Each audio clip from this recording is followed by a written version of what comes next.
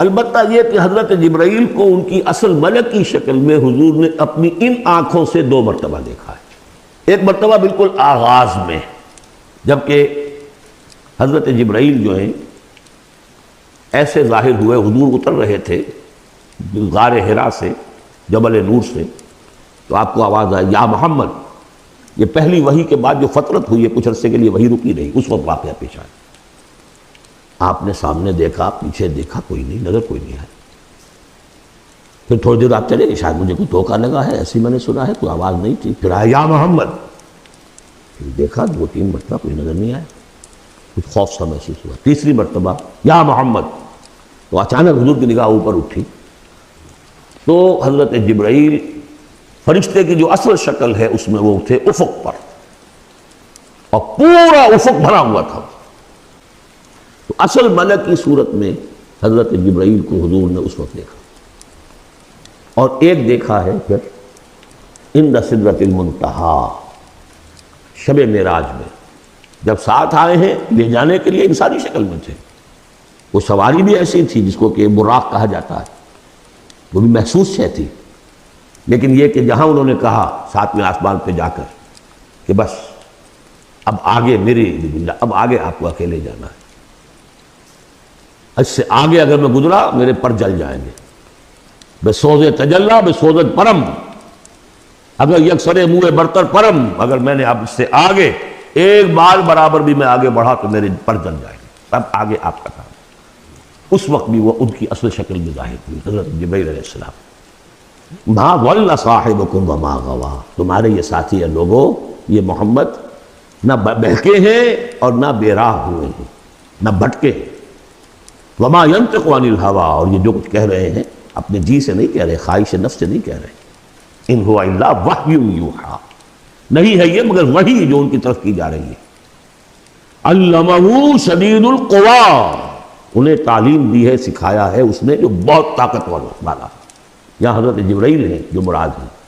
علمہ شدید القویٰ، یہ قرآن کس نے سکھایا محمد کو؟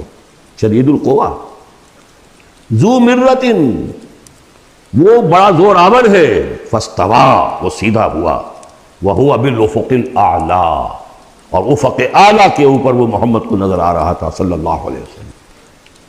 ثم دنا فتدلی، پھر ذرا نیچے کو لٹکا، قریب آیا، فکان قاب قوسین او ادنیٰ، اور پھر وہ اتنے قریب آ گیا کہ جیسے 2 کمانوں کا فاصلہ ہو یا اس سے بھی قریب۔ فاوحیٰ الی عبدہ ما اوحیٰ، پھر اس نے وحی کی اللہ کے بندے کی طرف جو وحی کی۔ وہ وحی کون سی تھی؟ وہ ہے اصل میں وحی رسالت۔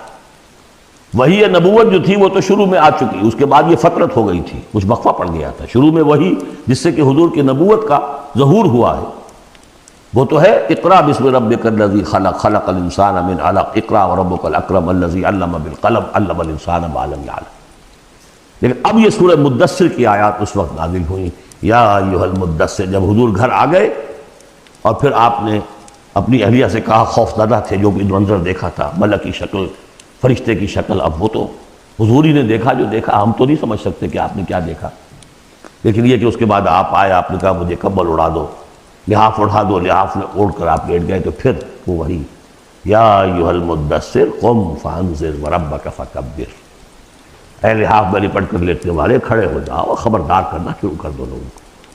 اور تمہاری اس دعوت کا نقطۂ آغاز تو انذار ہے، اور اس کا ہدف دنیا میں تکبیر رب ہے، رب کو بڑا کرو، اس کی بڑائی منواؤ، اس کی بڑائی نافذ کرو، اس کا نقشہ کھینچا گیا ہے۔ علمہ شدید القویٰ ذو مرۃ فاستویٰ وہو بالافق الاعلیٰ ثم دنا فتدلی فکان قاب قوسین او ادنیٰ فاوحیٰ الی عبدہ ما اوحیٰ ما کذب الفؤاد ما رأیٰ۔ جو کچھ انہوں نے دیکھا ان کے دل و دماغ نے اسے جھٹلایا نہیں، یہ نہیں کہا کہ نہیں یہ کیا ہے۔ دیکھیے ایسا ہوتا ہے کہ کوئی غیر معمولی سی بات آپ دیکھیں تو ایک شخص ہو جاتا ہے، میں خواب دیکھ رہا ہوں یا حقیقت دیکھ رہا ہوں۔ آنچ نہیں بینے بیداری تو یارم یا بے خواب، اے اللہ جو میں دیکھ رہا ہوں یا ہم دیکھ رہے ہیں یہ بیداری میں دیکھ رہے ہیں، یہ خواب میں دیکھ رہے ہیں، وہ غیر متوقع چیز۔ لیکن نبی کو کوئی شک نہیں ہوا، ما کذب الفؤاد ما رأیٰ، یکسوئی کے ساتھ دل و دماغ اور جو بھی آپ کی آنکھ دیکھ رہی تھی ان میں کوئی کانفلکٹ نہیں تھا. ما کذب الفؤاد ما رأى فتمارونه علی ما یری، تو کیا تم اس سے جھگڑتے ہو اس چیز پر کہ جسے وہ دیکھ رہا ہے؟ اقبال نے کہا نا کہ قلندر ہرچے گوید دید گوید، جو شخص اپنا دیکھی ہوئی چیز بیان کر رہا ہے تم اس سے جھگڑ رہے ہو. تمہارے لیے تو وہ ایک غیب کی خبر ہے، اس نے تو دیکھا. افتمارونہ علی ما یری وَلَقَدْ رَآهُ نَزْلَةً أُخْرَىٰ، اس نے تو ایک مرتبہ اور بھی دیکھا.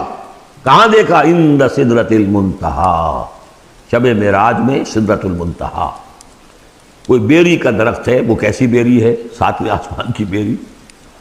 وہ آخری حد ہے، مخلوق کوئی اس سے آگے نہیں جا سکتی.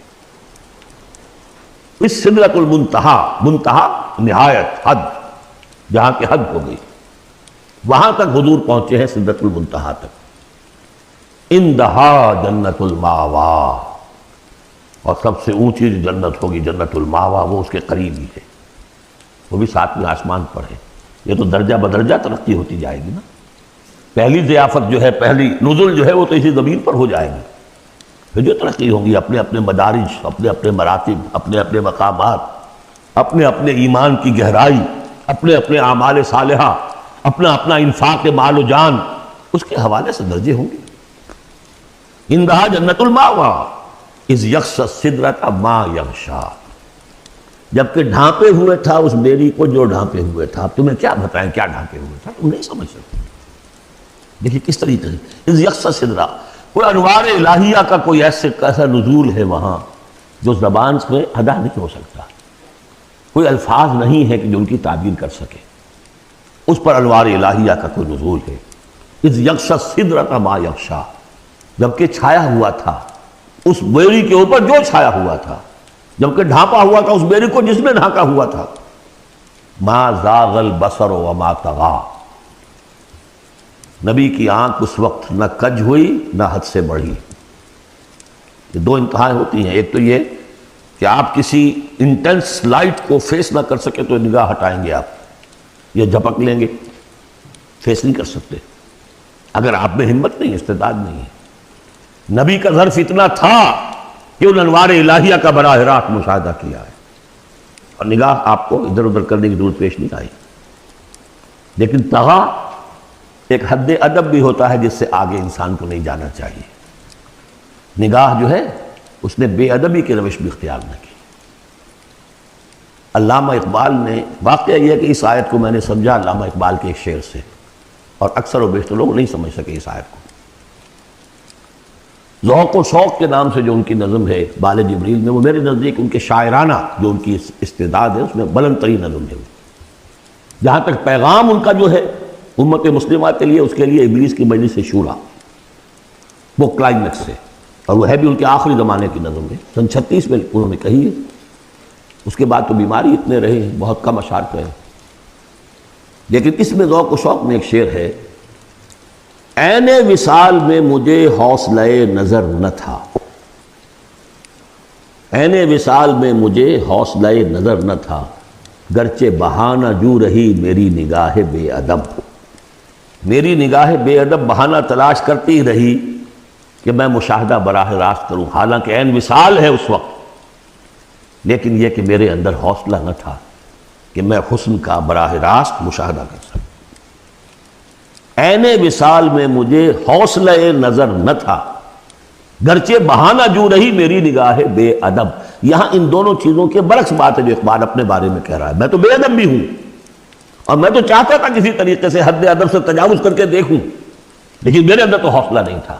محمد میں وہ حوصلہ تھا، دیکھا ہے، براہ راست دیکھا ہے، نگاہ جما کر دیکھا ہے، لیکن ایک حد سے تجاوز نہیں کیا، حد ادب کے اندر رہے.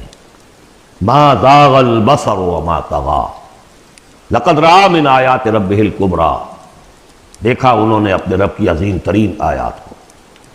اب وہاں جا کر جو مشاہدہ ہوا ہے وہ تو اللہ کی عظیم ترین آیات کا ہے. اور اسی سے در حقیقت دلیل ہے ام المومنین حضرت عائشہ صدیقہ رضی اللہ تعالی عنہ اور حضرت عمر رضی اللہ تعالی عنہ کا جو قول ہے. شب معراج میں بھی حضور نے اللہ کو نہیں دیکھا، اللہ کی عظیم ترین آیات کو دیکھا. جو تجلی تھی اس وقت اللہ کی. حضرت عائشہ صدیقہ کا کہنا تو یہ ہے کہ نور اللہ یرا، وہ نور ہے، دیکھے کیسا جا سکتا ہے. بہرحال وہاں بھی قرآن جو کہہ رہا ہے وہ یہ نہیں کہہ رہا ہے کہ اللہ کو دیکھا، نہیں.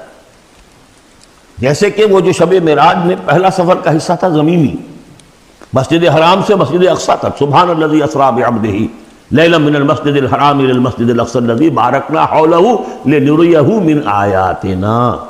وہاں پر بھی اللہ نے اپنی آیات کا مشاہدہ کرایا، لیکن وہ زمینی آیات ہیں اللہ کی، وہ برکات جو ہیں زمینی ہیں. یہ تجلی جو ہو رہی ہے یہ ہو رہی ہے اس سدرۃ المنتہا پر، آخری حد ہے، مخلوق کی آخری حد ہے. اس سے آگے کہیے حرم ہے، حریم ذات ہے اللہ کی، جس میں کسی غیر کا کوئی دخل ممکن نہیں. اس حد پر جا کر جو وہاں تجلیات باری تعالیٰ تھے ان کا مشاہدہ کیا. لقد رأى من آیات ربہ الکبریٰ،